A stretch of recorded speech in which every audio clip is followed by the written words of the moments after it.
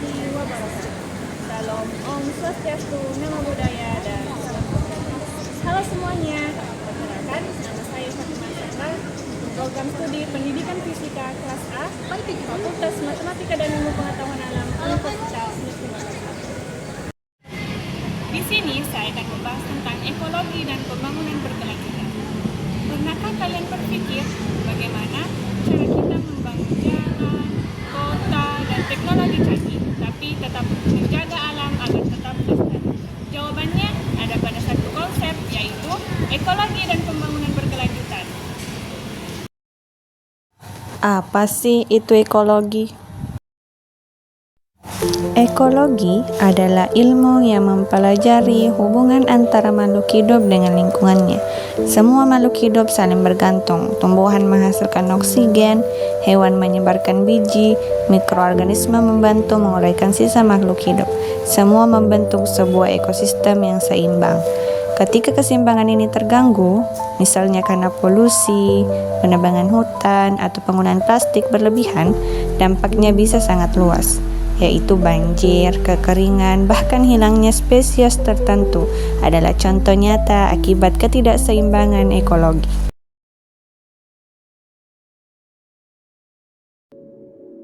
Di sisi lain, manusia tentu membutuhkan pembangunan.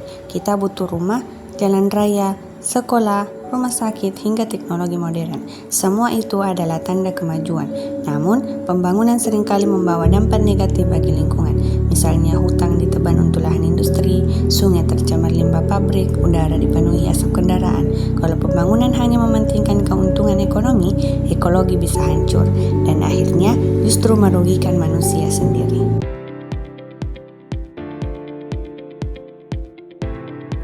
Lalu, apa sih solusinya? Disinilah muncul konsep pembangunan berkelanjutan. Pembangunan berkelanjutan berarti kita memenuhi kebutuhan saat ini tanpa mengorbankan kebutuhan generasi yang akan datang. Adapun contoh penerapannya antara lain, yang pertama, menggunakan energi terbarukan seperti tenaga surya dan angin. Yang kedua, mengurangi penggunaan plastik sekali pakai. Yang ketiga, menerapkan prinsip 3R. Yang keempat, menjaga hutan tetap lestari dan melakukan reboisasi. Dan yang terakhir, mengembangkan transportasi ramah lingkungan seperti kendaraan listrik atau transportasi umum. Dengan langkah kecil ini, pembangunan tetap bisa berjalan, tetapi ekosistem juga tetap terjaga.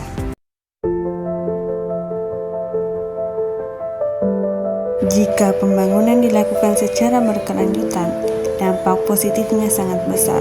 Kualitas udara menjadi lebih baik, sumber daya alam tetap terjaga, dan ekosistem bisa pulih. Tidak hanya itu, pembangunan berkelanjutan juga mendukung pertumbuhan ekonomi, menciptakan lapangan kerja baru, dan menjadikan masyarakat hidup lebih sehat. Jadi, pembangunan yang ramah lingkungan bukan hanya baik untuk alam, tapi juga untuk manusia itu sendiri.